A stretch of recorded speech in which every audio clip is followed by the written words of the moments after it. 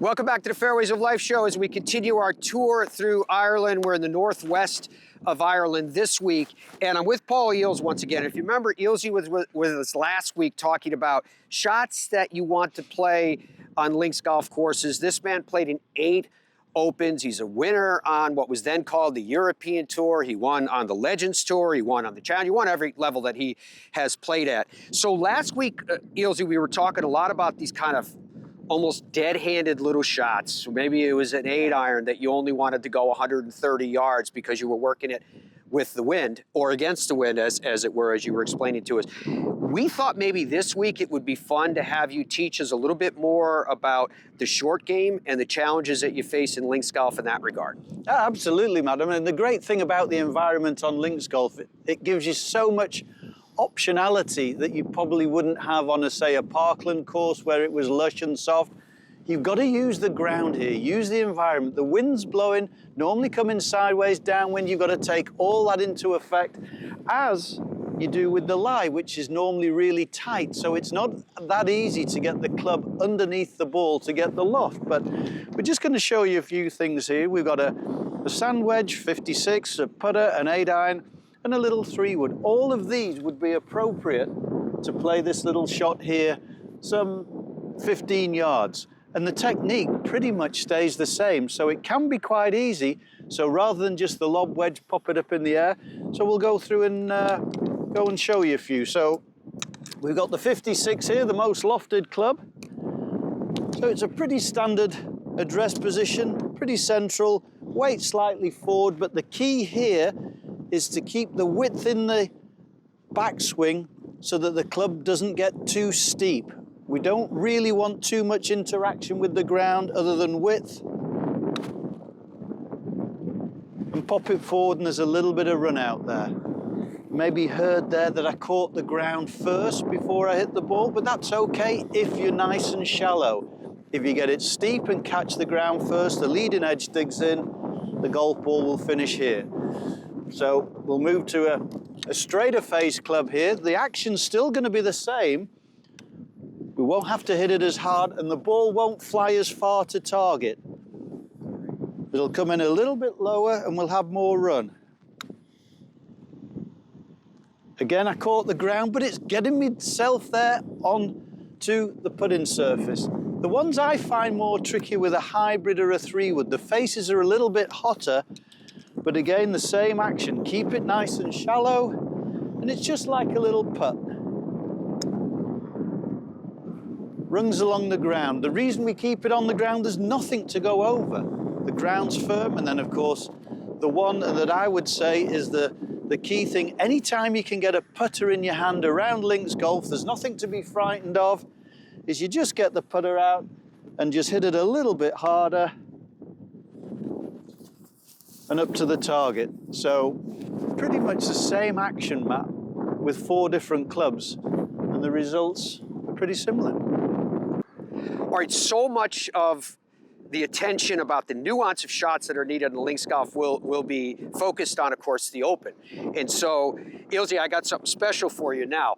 I thought, Paul, since you played in so many Opens and you're part of the Open broadcast crew, that you could kind of help us in figuring out how to hit some shots that players will face at the Open, and what can you do if, or even just to understand what they're going through, or what you could do if you're playing links golf to hit out of the lies.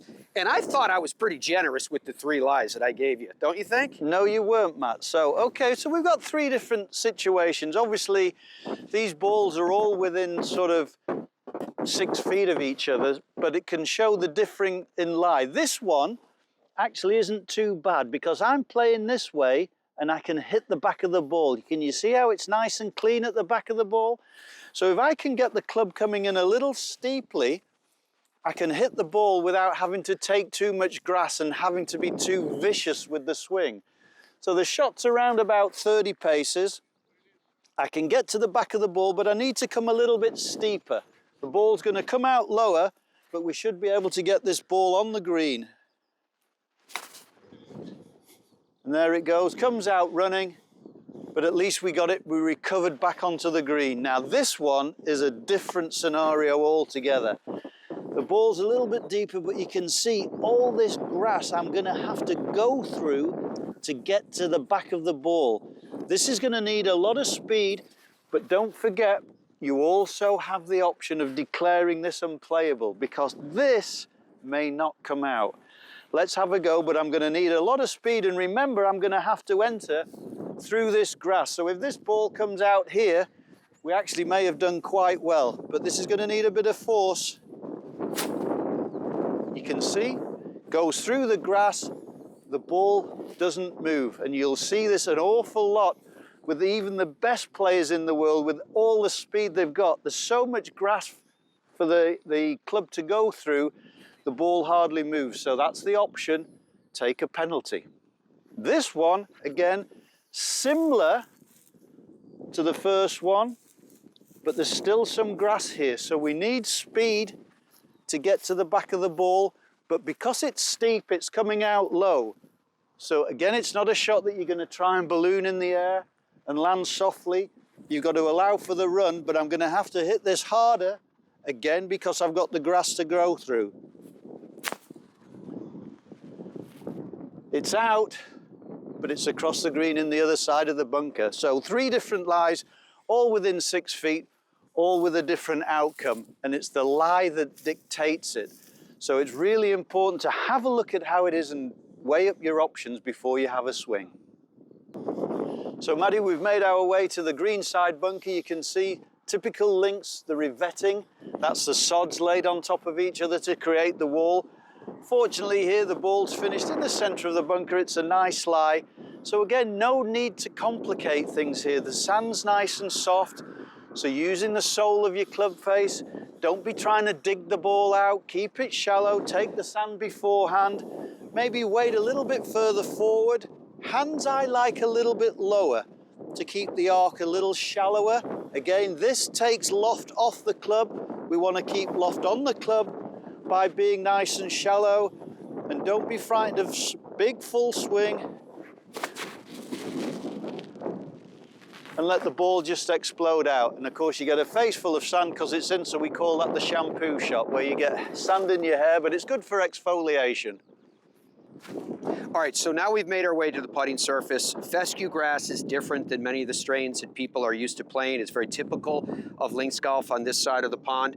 What considerations should we make there? Well, the first thing to understand is when you're playing links golf, you're exposed to the elements, you've got the wind, the greens are never really as fast as they may be at home. Maximum they would have them, say, for an Open Championship would be 10.5. They could bring that down to 9.5 if the forecast 40, 50 mile an hour winds with the slopes and stuff. So be aware that that's the situation. When you're hitting the ball harder with the putter, it's going to go straighter. So the breaks aren't as great. So here we're a little bit up the slope, into a bit of breeze, a little bit of break from right to left, but the pace is, even if you're putting on a quicker green, pace is key. But when you come and play links golf, be aware that they may be a little bit slower. It doesn't mean to say that they're not good greens. So it's just a full stroke, and that rolls nicely. And again, it didn't really break, so I missed the break by half a cup or a cup outside the right. So again, the critical thing here, as with putting, is pace is so important if you're going to get a good score.